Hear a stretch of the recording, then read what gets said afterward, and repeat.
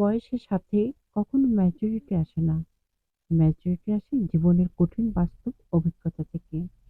আমরা বাংলাদেশিরা ভয়াবহ বিপদের মধ্যে দিয়ে যাচ্ছি। Hello everyone, welcome back to my channel. আমি সোহানা, সোহানা ওয়েলনেস থেকে স্বাগত জানাচ্ছি। কেমন আছেন আপনারা? আশা করি যে যেখানে আছেন ভালো আছেন, সুস্থ আছেন, নিরাপদে আছেন।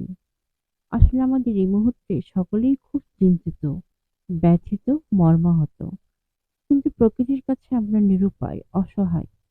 সম্প্রতি ফেনীতে ২০২৪ সালে বন্যা ১৮ই আগস্টের পর থেকে তীব্র আকার ধারণ করে।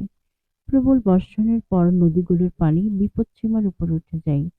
২১শে আগস্টের মধ্যে প্রায় ২০০টি গ্রাম প্লাবিত হয় এবং প্রায় ২ লক্ষ মানুষ জলাবদ্ধ অবস্থায় জীবনযাপন করছে।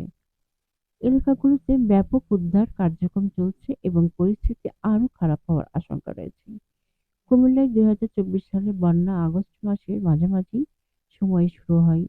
স্থানীয় নদীগুলোতে পানি বিপৎসীমার উপরে চলে যাওয়ার কারণে অনেক এলাকা প্লাবিত হয় এবং মানুষকে নিরাপদ স্থানে সরিয়ে নেওয়া হয়। টানা বৃষ্টিতে চট্টগ্রামেও পানি। এছাড়া নোয়াখালীতে অনেকে পানিবন্দী। রাঙামাটিতেও বন্যা। এই দৃশ্য আসলে সহ্য করা সত্যি কঠিন।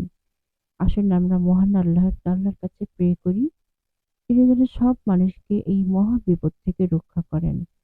আমরা জানি তিনি সহানুভূতিশীল, ক্ষমাশীল, পরম দয়ালু। তিনি আমাদের প্রে অবশ্যই শুনবেন। আর তার সাথে সাথে আসুন আমাদের যার সামর্থ্য যা আছে সেই দিয়ে বন্যার্থীদের পাশে দাঁড়াই, সাহায্য করি। সবাই সবার বিপদে আমরা পাশে থাকি। আপু ভাইয়ারা, আমার এই ছবিগুলি সবগুলি সংগৃহীত। একটু আপনাদের সামনে তুলে ধরলাম। আজ আর নয়, এই পর্যন্তই। আসসালামু আলাইকুম।